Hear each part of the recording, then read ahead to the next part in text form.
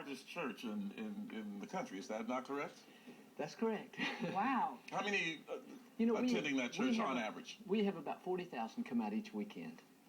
And That's we have the old Compact Center with This is in Rockets Houston, play right? basketball. Yeah, yeah. And so we feel blessed. We never dreamed we would do this. My dad was a minister, but I worked 17 years behind the scenes.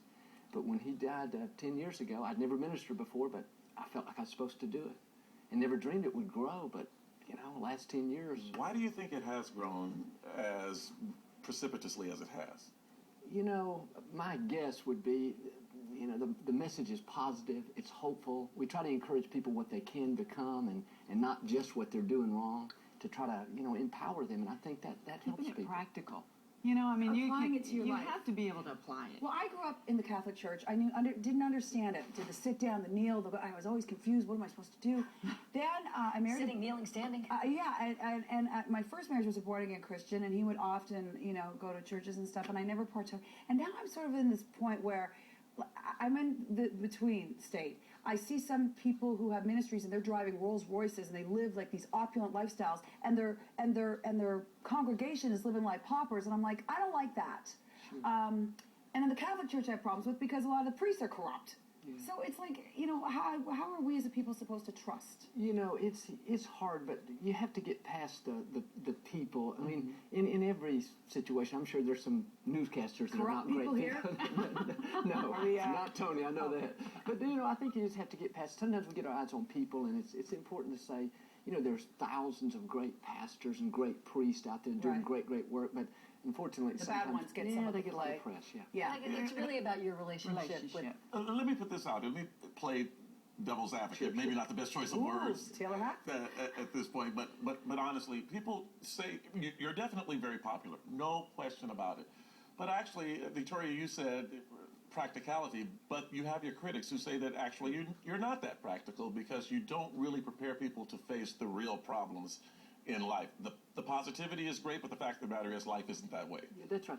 Well, Tony, if anybody watches our messages, we talk about, life as a believer is not free from adversities and problems. We all have that.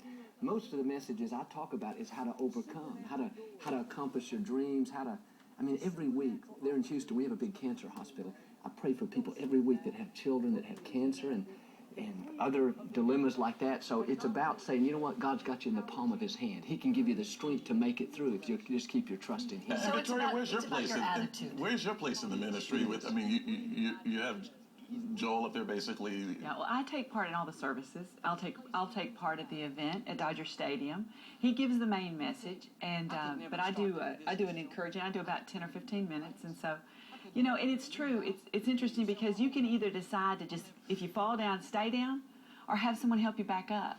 And we want to help people back up. We want to say you can do this. It's not always easy, but if you just keep on pushing on, trust God, believe God. You got to believe for better days. How do you tell people, you were talking about kids with cancer, and I've been talking to a mom who lost her 2-year-old, and she's very much a believer in God, and that God took Layla Grace to a better place.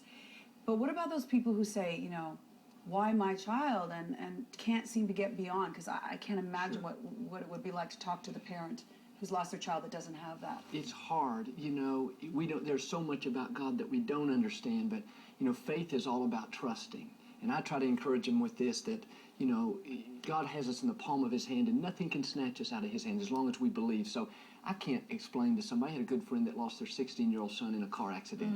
I can't explain it. All I can say is, you know what? God's going to give you the strength to make it through. And I think the biggest encouragement is don't get bitter. Don't live life with a chip on your shoulder, because this day is a gift, and, we believe we'll see our life. Is that the message of your audiobook, pretty much? It is. Yeah, attitude, joy. Do you ever have doubts?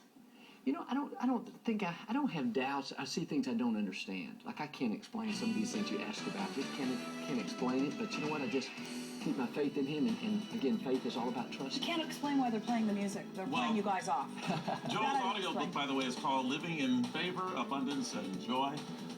You will be at Dodger Stadium Saturday night. We'll have details, of course, on myfoxla.com. Thanks for joining us this morning.